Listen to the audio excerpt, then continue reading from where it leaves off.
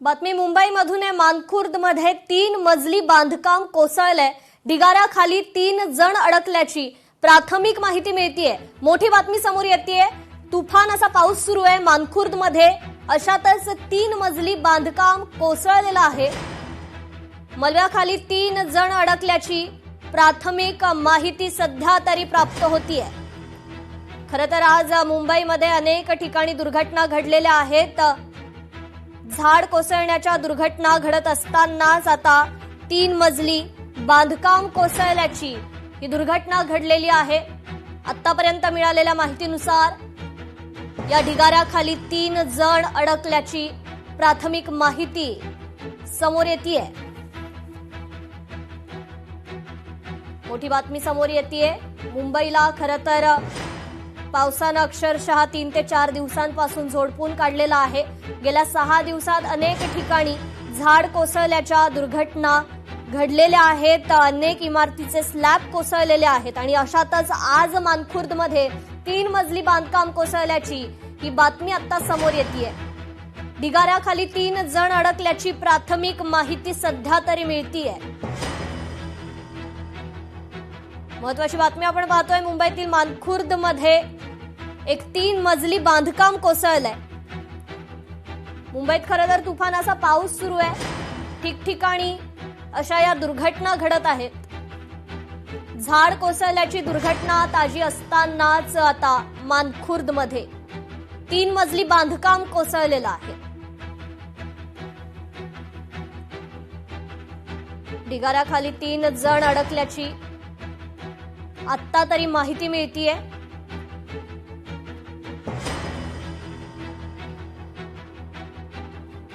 अधिक अपडेट घेऊयात आपल्या प्रतिनिधी मीनाक्षी म्हात्रे यांच्याकडून। मीनाक्षी, नेमकं काय घडतंय आता तिथे? निश्चितच आपण पाहतोय की मानखुर्द पोलीस स्टेशनच्या हद्दीमध्ये मंडाळा परिसरामध्ये आपण पाहतोय की 3 मजली एक इमारतीचं बांधकाम सुरू होतं आणि या बांधकामाचं काम सुरू असतानाच त्या ठिकाणी हा संपूर्ण जे आपण पाहतोय की मलबा कोसळलेला आहे आणि एकूणच या सगळ्याच ढिगाऱ्याखाली 3 जण जे आहेत ते अडकल्याची माहिती मिळत आहे। सध्या त्या ठिकाणी बचाव कार्य देखील सुरू आहे। सध्या आपण पाहिलं तर घटनास्थळी स्थानिक पोलीस असतील, एनडीआरएफची टीम देखील आता पोहोचलेली आहे आणि संपूर्ण घटना जर आपण पाहिली तर जवळपास मानखुर्दच्या मंडाळा परिसरामध्ये ही घडलेली आहे। आपण पाहतोय 2 ते 3 दिवसापासून मुसळधार पाऊस असा मुंबईमध्ये पडत आहे आणि वेगवेगळ्या भागामध्ये जे आहे वेगवेगळ्या घटना देखील घडलेल्या आहेत। काही ठिकाणी झाडं पडण्याची घटना आहे आणि या झाडाखाली अनेक जण जे आहेत ते फसलेले पाहायला मिळाले। अनेकांच्या गाड्या देखील त्यामध्ये नुकसान झालेलं पाहायला मिळालं। पण आताची सध्याची घटना जर आपण पाहिली तर मानखुर्दच्या या सगळ्याच मंडाला परिसरामध्ये ही घटना घडलेली आहे, जिथं आपण पाहतोय की काही घर जे आहेत या 3 मजली बांधकामाचं काम जे आहे ते कोसळलेलं आहे आणि तिथे काही लोक या ढिगाऱ्याखाली देखील असल्याची माहिती आहे। सध्या स्थानिक पोलिसांकडनं आपण अधिक माहिती घेण्याचा देखील प्रयत्न करत आहोत, पण त्यांच्याकडनं एवढीच माहिती येत आहे की बचाव कार्य सुरू असल्याची माहिती आहे। सध्या संपूर्ण घटना जी आहे ती डीसीपी 2-6 मध्ये येतं आणि या अंतर्गत आपण पाहतोय की मानखुर्द पोलीस स्टेशनच्या हद्दीत हा संपूर्ण परिसर येत असल्यामुळे तिथले स्थानिक पोलीस जे आहेत ते अधिकची माहिती घेत आहेत। सध्या जर आपण पाहिलं तर 3 जण जे आहेत ते या ढिगाऱ्याखाली फसल्याची माहिती आपल्यापर्यंत पोहोचत आहे। जी, निश्चितच मीनाक्षी, अग्निशमन दल त्या ठिकाणी आता दाखल झालेलं आहे का? बचाव कार्य कशा पद्धतीनं सुरू आहे?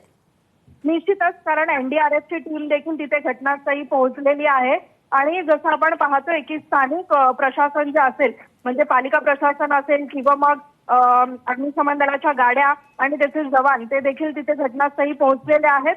सध्या सकाळपासून पडत असलेल्या पावसाचा हा मोठा फटका म्हणावा लागेल, कारण अनेक ठिकाणी आपण पाहतोय की भिंत कोसळण्याच्या घटना असतील, झाडं पडण्याच्या घटना असतील, या वारंवार घडत चाललेल्या आहेत आणि आता आपण पाहतोय की ही ताजी घटना जी मानखुर्दच्या मंडाळा परिसरामध्ये आपल्याला पाहायला मिळते, जिथे या सगळ्या ढिगाऱ्याखाली। मीनाक्षी, माफ करा, मी थोड्या वेळ तुम्हाला थांबवते। आपल्यासोबत भाजपचे नवनाथ बन सध्या जोडले गेलेले आहेत। नवनाथजी, खरं तर मुंबई आणि नवी मुंबईत मुसळधार असा पाऊस सध्या सुरू आहे। अनेक ठिकाणी झाड कोसळण्याच्या घटना असतील, इमारतीचे स्लॅब कोसळण्याच्या घटना घडतात। अशातच आता मानखुर्दमध्ये 3 मजली बांधकाम कोसळलंय। काय पहिली प्रतिक्रिया? आता मी स्वतः घटनास्थळी आहे। या ठिकाणी 3घांना बाहेर काढण्यामध्ये यश आले। मुंबई महापालिकेचा अग्निशमन दल, एनडीआरएफचे जवान घटनास्थळी पोहोचलेले आहेत। एकूण 4 किंवा 5 लोक अडकण्याची शक्यता वर्तवली जाते. त्यापैकी 3घांना रेस्क्यू करण्यात आलंय. स्थानिक नागरिक, एनडीआरएफचे जवान आणि स्थानिक लोक या ठिकाणी मदत करतायत.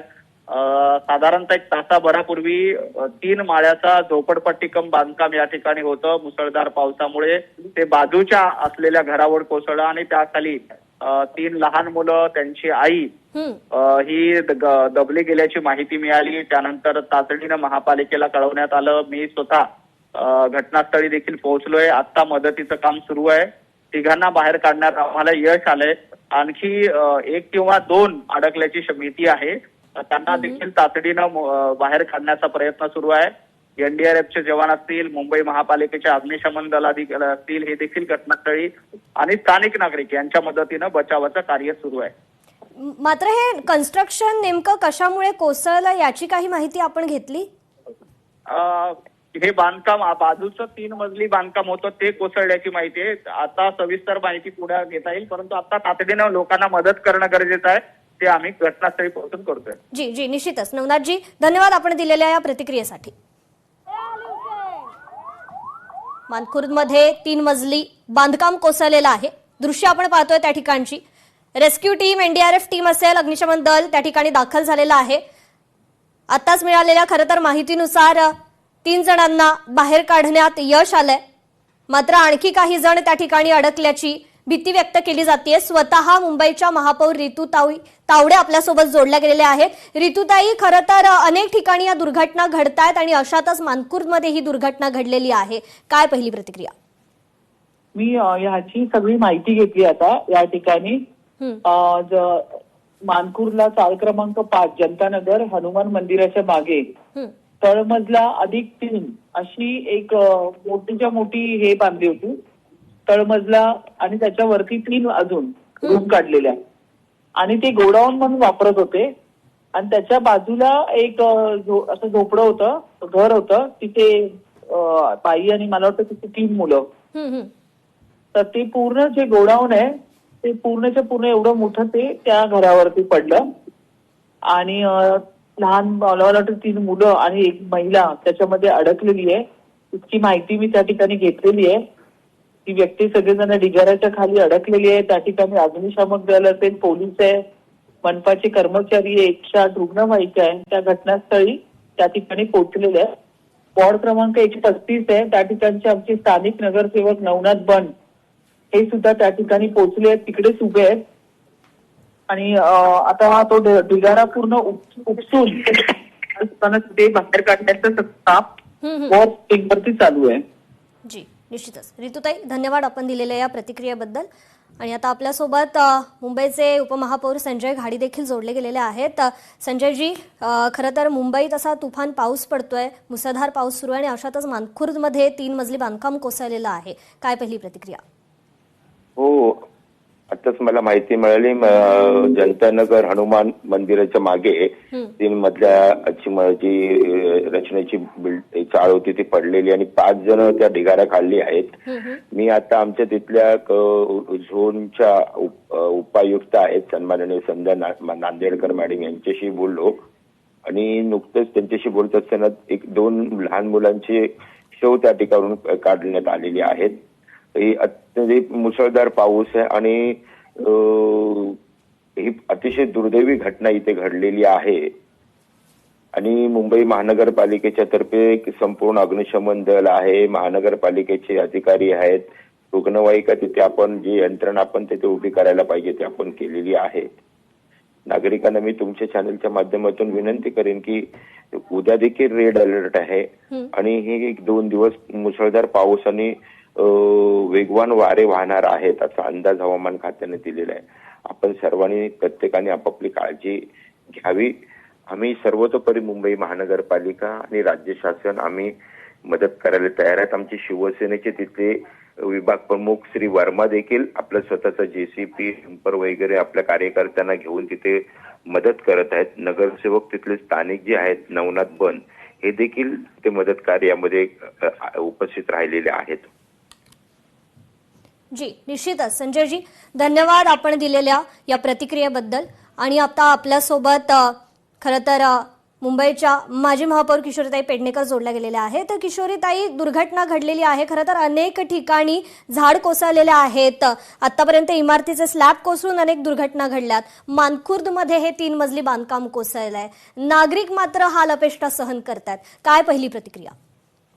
नाही, मुळामध्ये ज्या महानगरपालिका गेली 4 वर्ष नगरसेवक नव्हते, महापालिकेने नक्की कशा पद्धतीने या सगळ्या पावसाळीच्या योजना केल्या त्या आम्हाला सगळ्यांना कळल्याच पाहिजे होत्या किंवा त्याच्यावर चर्चा व्हायला पाहिजे होती. आता ह्या न झाल्यामुळे आपल्याला रिस्क, हाय रिस्क काहीच कळलेलं नाही. कुठल्या बिल्डिंग कॅटेगरी 1 मध्ये गेल्या आहेत, कुठल्या ए मध्ये, बी मध्ये, सी मध्ये, आणि असे हादसे घडायला लागले तर मुंबईकरांनी कोणावर विश्वास ठेवून घरात पत्रायचं किंवा बाहेर जायचं? मला वाटतं तिथे नगरसेवक कोण आहे, बरोबर, त्यांची जबाबदारी आहे. पण जर कॅटेगरी सी कॅटेगरीची असेल तर आपल्या तिथल्या लोकांना काहीतरी व्यवस्थित समजावून बाहेर काढणं, 4 महिन्यासाठी त्यांची सोय करणं हे प्रशासनाने पण केलं पाहिजे आणि जे सत्तेत बसले त्यांनी केलं पाहिजे. किशोरीताई, खरं तर मिळालेल्या माहितीनुसार असं समजतंय की ती जी बिल्डिंग होती, ते कन्स्ट्रक्शन जे सुरू होतं त्याच्या बाजूला एक झोपडपट्टी होती आणि त्यात एक कुटुंब राहत होतं आणि त्या कुटुंबावरच ही खरं तर इमारत बांधकाम हे कोसळलेलं आहे.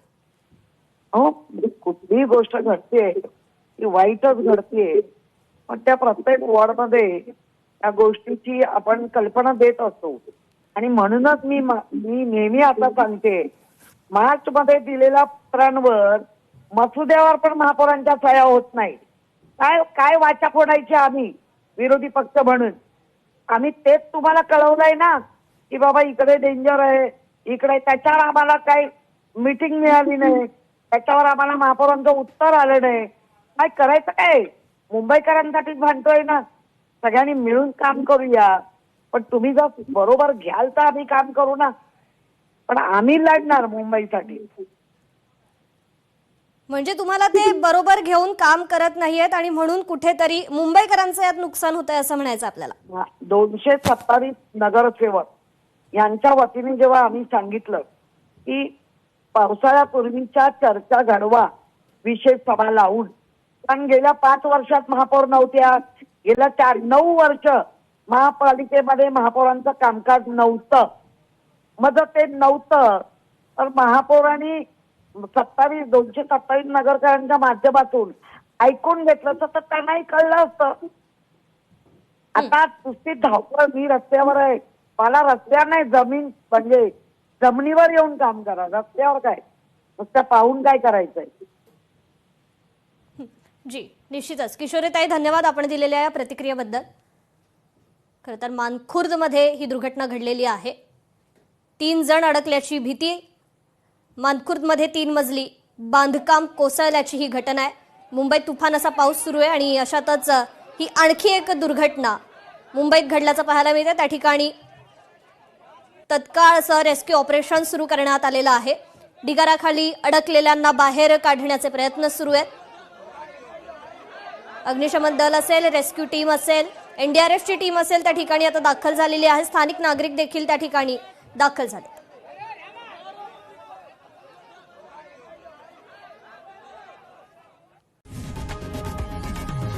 लोकशाही मराठी ऐका, पहा, जागरूक रहा.